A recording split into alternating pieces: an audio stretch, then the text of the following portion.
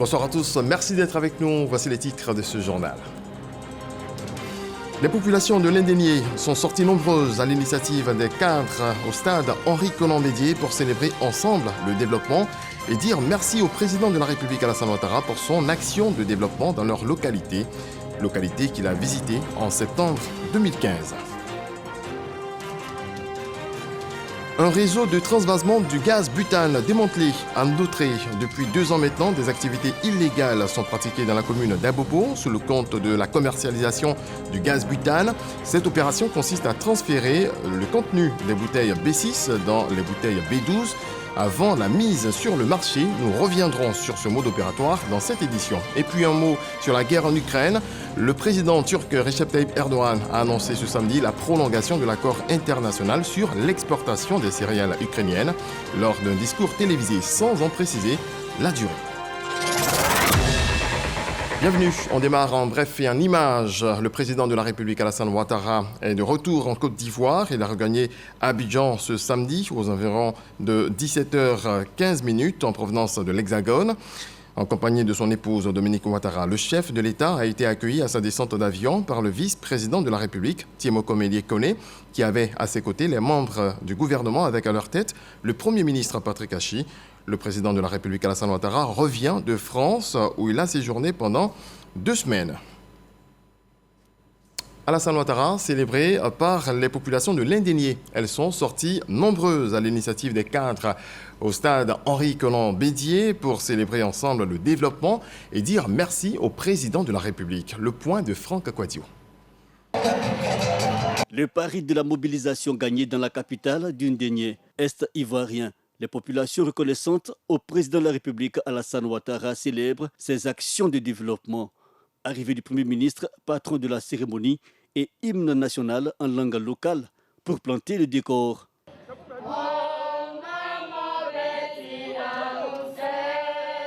Sentiment d'appartenance autour du drapeau et ferveur. Pour les forces vives de la région et même au-delà, les actions du président de la République sont porteuses du sens, progrès et du développement pour tous. Les populations de l'Indien-Jablin, toutes tendances politiques, religieuses et civiles confondues, vous demandent de transmettre au président Alassane Ouattara leur profonde reconnaissance.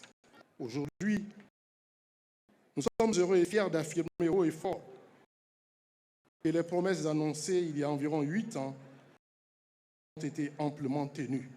Et justement, dans la ligne du dicton populaire ici, tant que la marche n'est pas achevée, le balancement des mains ne s'arrête pas. L'autorité régionale relève des préoccupations, mais note toutefois de réelles avancées. Le président Alassane Ouattara est en train de réaliser le 2e miracle ivoirien. Les vaillantes populations de l'Indénié-Jablin disent merci à Alassane Ouattara pour ses prouesses, pour les nombreuses réalisations dans notre région. Vous me permettrez de citer quelques-unes. La réhabilitation de la route à Coupé, à Bangrou, à Nimblekro, le bitumage de 30 km de voirie dans la ville d'Abangrou. Des avancées possibles grâce à la politique sociale du président Alassane Ouattara et au Premier ministre Patrick Hachi d'insister sur les valeurs caractérisant l'œuvre des bâtisseurs liées à l'action du chef de l'État. Tous ces succès de cette réussite que nous vivons aujourd'hui ne peuvent être le fruit du hasard. Derrière cette œuvre magistrale, force est de lire la main d'un architecte de génie. En effet, pareille prouesse est rarement l'œuvre d'un homme ordinaire.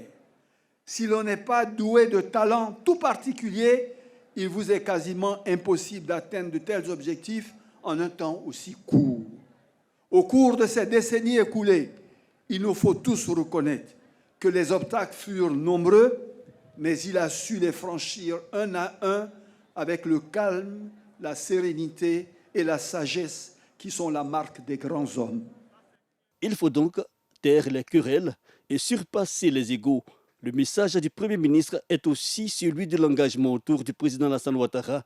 Il y va de la pérennité du développement de notre pays. Nous devons plus que jamais être unis, mais au-delà, dans tout le pays, faire bloc derrière notre chef, notre guide, dont les capacités et le leadership ont été prouvés et qui saura aujourd'hui comme demain nous conduire sur le chemin de la prospérité et du bonheur.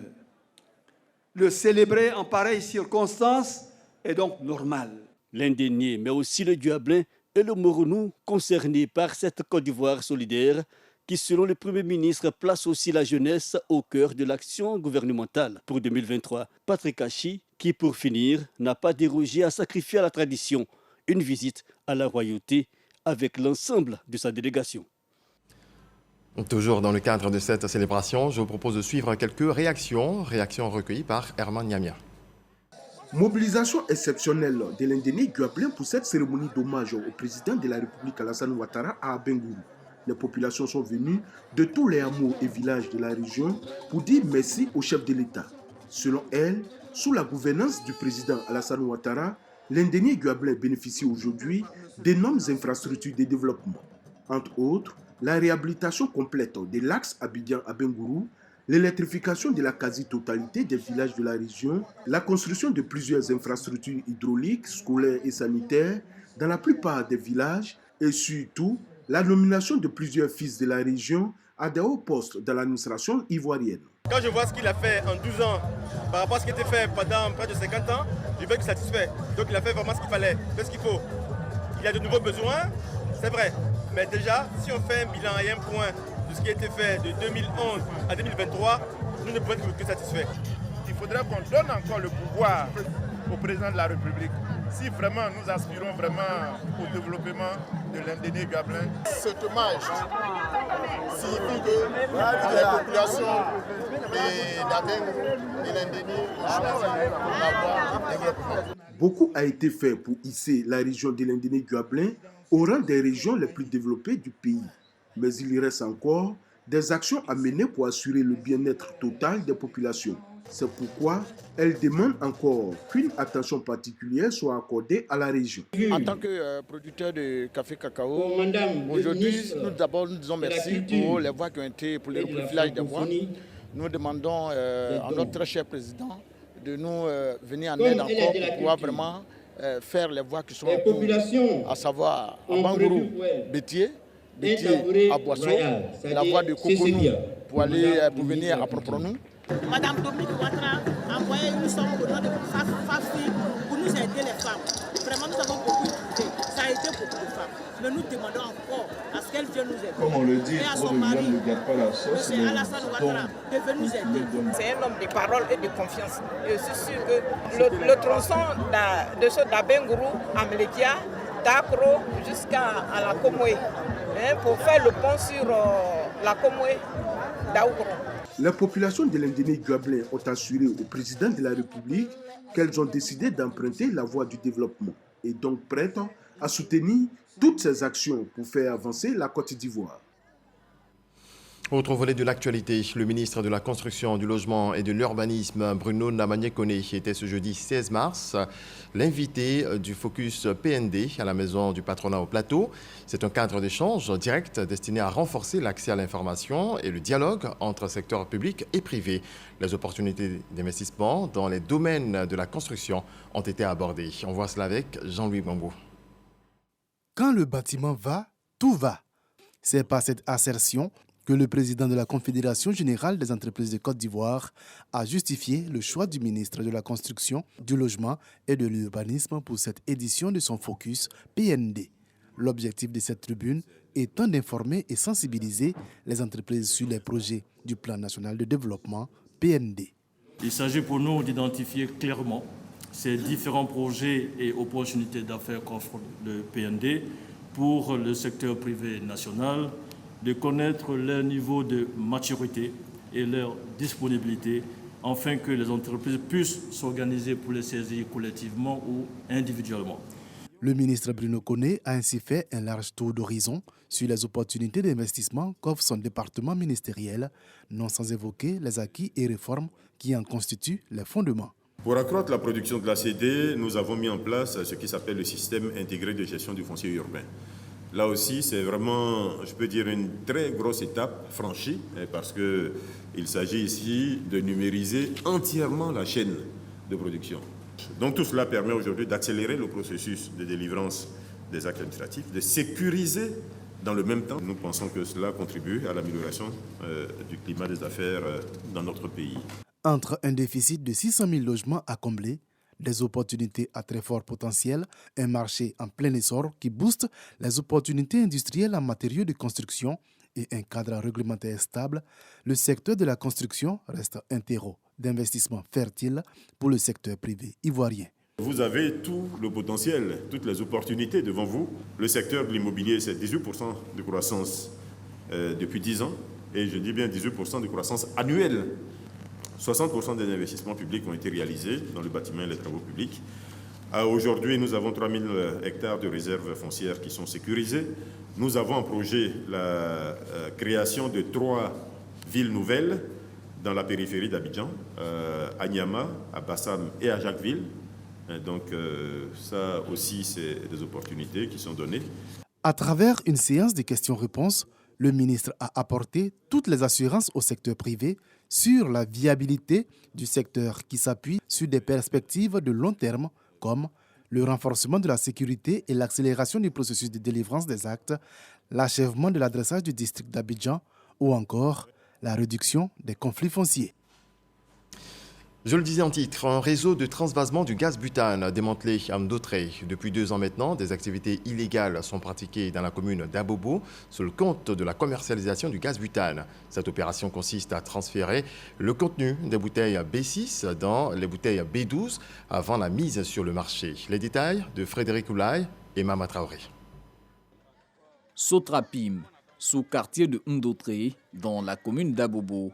Dans ce dépôt commercial de gaz butane se déroulait quotidiennement une activité illicite de transvasement. Sur dénonciation, la sous-direction de la répression du ministère du Commerce mène une descente sur les lieux pour un démantèlement, avec à la clé la saisie de 637 bouteilles, dont 537 en format B6 et 100 B12. Il s'agit d'une pratique frauduleuse qui consiste à prendre des bouteilles de gaz butane, 2 bouteilles de B6, que ces trafiquants transvasent dans des bouteilles de B12. Cette pratique-là, même si elle donne des gains financiers, mais la réalité, c'est que le consommateur final sort perdant.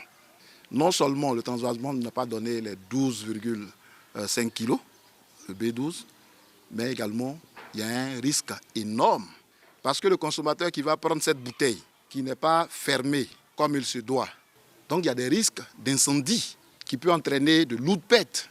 À notre arrivée sur les lieux, les contrevenants avaient déjà déserté le site, emportant avec eux le matériel servant à cette activité illégale, ce qui n'écarte pas le risque de reprise de cette pratique ailleurs, avec son corollaire nuisible à la fois pour l'économie nationale et surtout pour la sécurité des consommateurs. La menace des réseaux de contrebande se répand et motive le ministère du Commerce à rencontrer les distributeurs du secteur gazier pour une synergie d'action. Mener une telle lutte ne consiste pas seulement à rester dans les 4 murs ici. Pour faire des réunions, il nous faut aller sur le terrain. Et ça va nécessiter un dispositif à mettre en place. C'est pour ça que je vous exhorte à vraiment intégrer la lutte contre le reconditionnement clandestin et illégal des bouteilles de gaz dans vos stratégies. C'est vrai, en premier lieu, ça regarde l'État à travers ses structures compétentes, mais vous aussi, c'est des manques importants à gagner, c'est une dégradation de l'image et c'est aussi dans l'intérêt de nos populations qu'il faut protéger. Le ministère du Commerce appelle les populations à dénoncer de telles pratiques au numéro vert 1343. Le ministre de l'Hydraulique, de l'Assainissement et de la Salubrité a procédé dans la commune d'Abobo au lancement de l'opération de curage des ouvrages de drainage des eaux de pluie. L'opération va s'étendre sur l'ensemble des communes du district d'Abidjan, bien avant la saison des pluies. C'est ce que nous apprend Kraskando. À Abobo Nguessankwa, les ouvrages de drainage des eaux pluviales sont utilisés à d'autres fins. En témoigne ce décor. On y trouve tout type de déchets solides. Franchement, le quartier est trop sale. Quand on passe, le dent nous dérange beaucoup. Ça envoie des moustiques dans le quartier. Les caniveaux sont bouchés. Ici, on n'arrive pas à respirer. Il y a les restaurants ici. Quand moi, je n'arrive même pas à bien manger. La grande saison des pluies s'annonce à grands pas. Pour éviter des risques d'inondation, le ministère de l'Hydraulique, de l'Assainissement et de la Salubrité, à travers l'ONAD, lance une opération de curage des ouvrages de drainage des eaux pluviales. Tous les ouvrages de drainage des eaux pluviales sont pris en compte dans cette opération. Aussi bien les grands comme les bassins tampons au carrefour de l'Indénié, comme les barrages, ce qu'on appelle les barrages écréteurs, comme par exemple celui de Bonoumen, de la Palmeraie derrière le 35e. Tous ces ouvrages-là sont des ouvrages qui sont conçus et réalisés pour gérer les eaux de pluie. Ces ouvrages ne sont pas destinés à recevoir autant d'ordures ménagères, de produits de toutes sortes, des raccordements anarchiques d'eau usée. Lorsqu'il va pleuvoir, naturellement, ces caniveaux ne vont pas jouer leur rôle s'ils ne sont pas curés. Ce n'est pas normal que chaque année, les travers de certaines personnes puissent mettre en mal nos plans d'action. L'opération va s'étendre sur toutes les communes du district d'Abidjan et va coûter plus d'1 milliard de francs CFA. Beaucoup de maisons dans les parages n'ont pas de fosse septique. Donc les eaux de leurs toilettes, les eaux de leur cuisine, les eaux sales après le linge, tout ça vient dans les caniveaux. Nous allons passer dans quelques temps à la répression. La brigade d'assainissement et de salubrité du ministère, en coopération avec les polices municipales, nous serons obligés de visiter les maisons et vérifier que ces maisons-là disposent de systèmes d'assainissement. S'il n'y en a pas, la loi va s'appliquer dans toute sa rigueur. Dénommée pré-saison des pluies, cette opération a pour but de rétablir la capacité des ouvrages à évacuer les eaux de pluie. Tout autre sujet à présent, le projet Agora offre aux populations des lieux de rencontres, d'animation socio-culturelle et pratiques sportives. Les ministres en charge du sport, Paulin-Claude Danho, du budget et du portefeuille de l'État, cadre du BAFING, Moussa Sanogo, et l'ambassadeur de France en Côte d'Ivoire, Jean-Christophe Béillard, ont procédé il y a quelques jours à la pose de la première pierre de l'Agora de Touba. Le reportage de FW. C'est sur cet espace de 2,6 hectares situé au quartier Dar es Salaam que sortira de terre dans 6 mois l'Agora de Touba. Le projet Agora est le fruit d'un partenariat entre la France et la Côte d'Ivoire. La première Agora a été inaugurée à Koumassi en 2019. C'est un complexe sportif modulable à plusieurs vocations: sportif, social, commercial et événementiel. Il faut savoir que c'est une idée au départ originale des présidents Macron et Ouattara. Ils en ont parlé ensemble et la Côte d'Ivoire est le premier pays dans le monde où il y a des agoras. Et ça a tellement marché à Koumassi que le Kenya nous a contactés pour dire nous aussi on veut une agora. Donc je trouve que c'est formidable que ça soit en Côte d'Ivoire, c'est pas par hasard. Les relations entre nos deux pays sont exceptionnelles. C'est une première, c'est quelque chose qui va permettre à des jeunes de pouvoir s'occuper sainement et puis d'avoir des perspectives également. Qui sait, peut-être qu'il sortira d'ici de grands champions qui feront honneur non seulement à la région mais surtout au pays. Une initiative bienvenue pour les populations. L'agora pour moi c'est synonyme d'abord de développement économique et développement social parce que c'est non seulement un complexe sportif, mais également c'est un espace entrepreneurial pour nos parents, pour tout le monde. C'est un sentiment de joie qui nous anime et ce sentiment de joie-là nous amène à traduire toute notre reconnaissance et notre gratitude. Dans un premier temps à son Excellence, le chef de l'État, son Excellence Alassane Ouattara, à sa suite avec l'État français. L'Agora de Touba fait partie d'un contrat de construction en 2023 de 10 agoras à Abidjan et à l'intérieur du pays. Cela permettra de doter le territoire en infrastructures adéquates. L'épine dorsale des infrastructures de la Cannes, c'est Korogo, c'est Boaké, c'est Yamsoukro, c'est San Pedro et Abidjan. Pour permettre un maillage territorial réussi, nous sommes sortis d'Abidjan avec les agoras pour aller vers et au contact des populations. Et la première agora sera Touba. Et demain, nous irons à Dimokro. Après, ce sera Béomi. Nous irons partout en Côte d'Ivoire progressivement. À terme, ce programme vise la construction de 91 infrastructures socio-sportives et culturelles sur l'ensemble du territoire ivoirien. Le stade municipal de Boundiali abrite depuis le jeudi 16 mars 2023 les concerts du festival Djegele, festival international du balafon. Plusieurs artistes ivoiriens et burkinabés ont donné de la voix pendant les 2 premiers jours des spectacles. Issa Tchonayeo, Ngatakwami.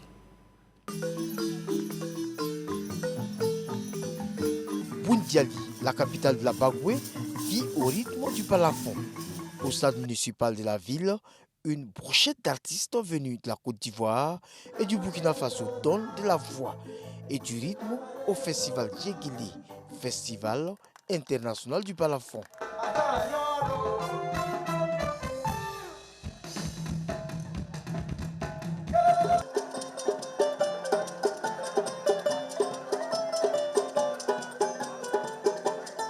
Nekobala, enseignant à l'école de musique à l'INSAC, est l'une des attractions de ce festival Djegili 7, montre sa maîtrise de l'instrument traditionnel, patrimoine immatériel mondial de l'UNESCO, à la grande joie du public.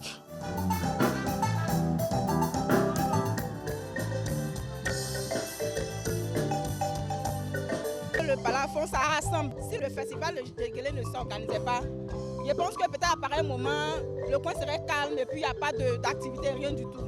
Tout ce qui est festival, surtout festival international du balafon, c'est une valorisation de ce qu'on a de plus cher au nord. Donc je suis venu voir ce que cela vaut pour voir comment on peut faire un transfert éventuel ailleurs chez moi ici. Le festival Djegili, c'est aussi le concours du meilleur danseur de balafon, remporté cette année par Koulibaly Ngano.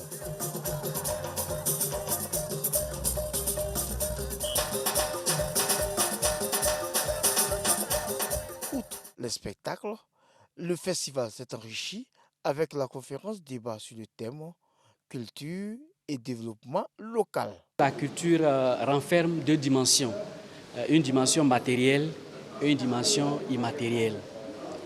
Le développement aussi renferme les deux notions, c'est-à-dire matérialité et immatérialité. L'aspect matériel de la culture, c'est cet aspect-là qui concourt à générer des ressources financières, mais aussi à créer des emplois. Le festival Djegili 7 prend fin ce soir avec le concert de l'artiste malien Abdoulaye Diabaté et bien d'autres au stade municipal de Boundiali en présence de nombreuses personnalités. Les populations de Ferké se disent satisfaites de la qualité de la prestation des humoristes de l'émission Bonjour de la RTI.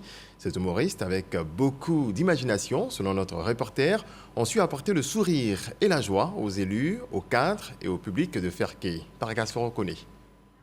C'est ici, à la place Alassane Ouattara de Ferké, ville située dans la région du Tchologo, au nord de la Côte d'Ivoire, que humoristes, équipe de Bonjour, émission humoristique de la RTI, parrains, élus, cadres et populations se sont donné rendez-vous pour des moments de rire et de gaieté.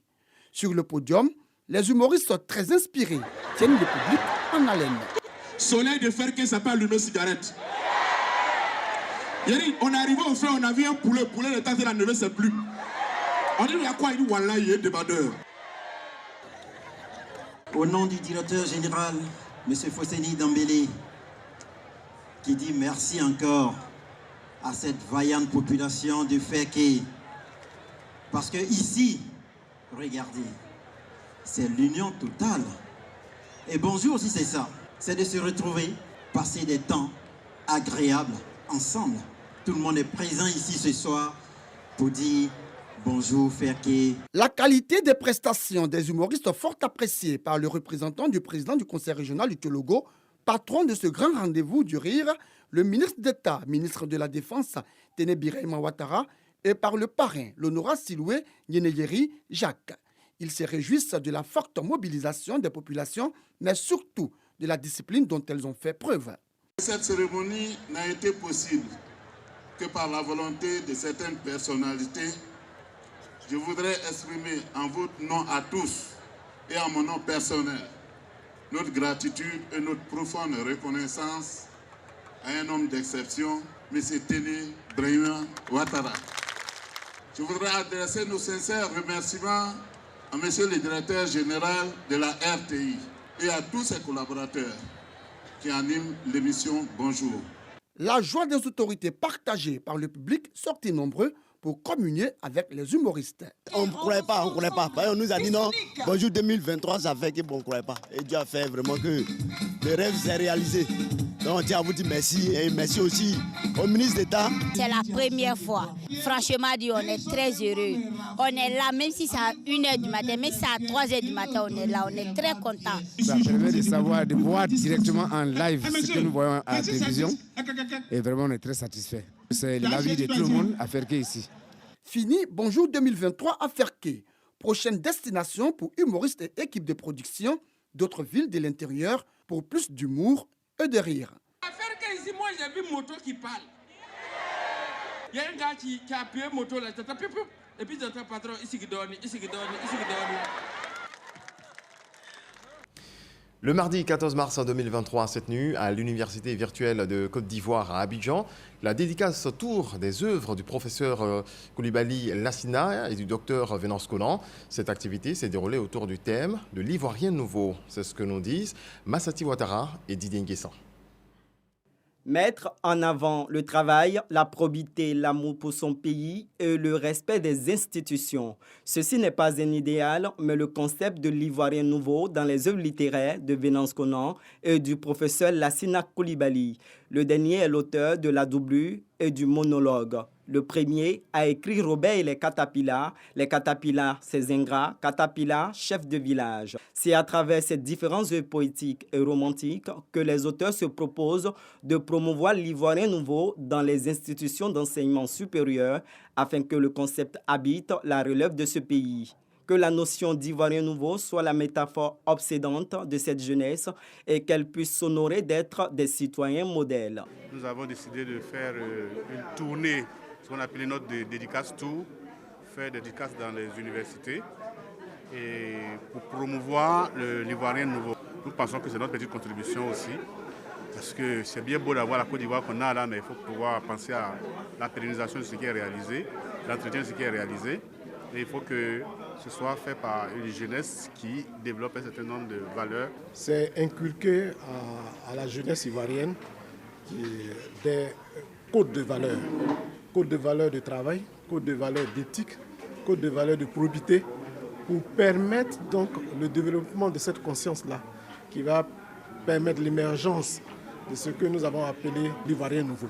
Cette série de dédicaces a débuté ce 14 mars 2023 à l'Université virtuelle de Côte d'Ivoire.